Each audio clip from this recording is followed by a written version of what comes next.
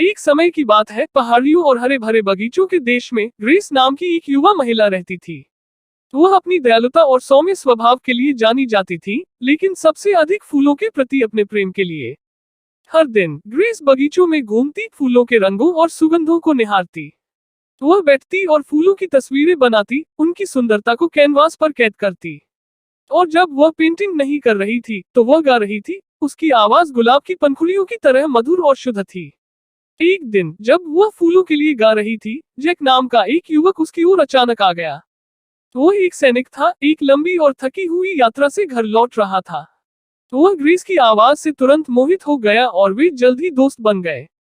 वे एक साथ बातें करते और हंसते हुए घंटों बिताते थे और जल्द ही उन्हें प्यार हो गया। वे प्रकृति के प्रति प्रेम और जीवन की सुंदरता के साथ एक आदर्श मेल थे। लेकिन जैसे जैसे उनका प्यार मजबूत होता गया, ग्रेस को एक भयानक खबर मिली।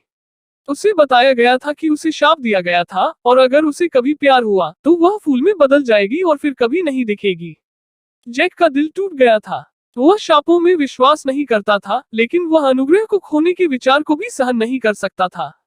और इसलिए उसने छोड़ने और अभिशाप को तोड़ने का एक तरीका खोजने का फैसला किया, ताकि वे हमेशा के लिए एक साथ रह सकें। उन्होंने कई खतरों का सामना करते हुए और कई बाधाओं को पार करते हुए दूर दूर तक यात्रा की। उन्होंने बुद्धिमान बूढ़े ऋषियों की मदद मांगी और उन्होंने प्राचीन ग्रंथों से परामर्श किया। आखिरकार उन्हें उत्तर मिल गया। वह दुर्लभ फूलों के रस से बनी औषधि के साथ ग्रेस के पास लौटा। उसने उससे कहा कि इसे पी लो और अगर उनका प्यार सच्चा है तो अभिशाप टूट जाएगा। अनुग्रह आशा से भर गया और उसने औषधि पी ली। और उसी क्षण एक चमत्कार घटित हुआ। अभिशाप हटा लिया गया और ग्रेस और जैक हमेशा के लिए एक साथ रहने के लिए स्वतंत्र हो गए। उनकी शादी एक भव्य समारोह में हुई, जो प्रकृति की सुंदरता और उनके दोस्तों और परिवार के प्यार से घिरा हुआ था। और जब वे बगीचों में हाथ डालकर घूम रहे थे, तो उन्होंने एक दूसरे से फुसफुसाकर कहा, यह हमारा हमेशा के लिए है, जहां प्यार और सुंदरता खिलती है। और वे अपने प्यार की खुशबू और फूलों की सुंदरता से घिरे हुए हमेशा खुशी से रहते थे।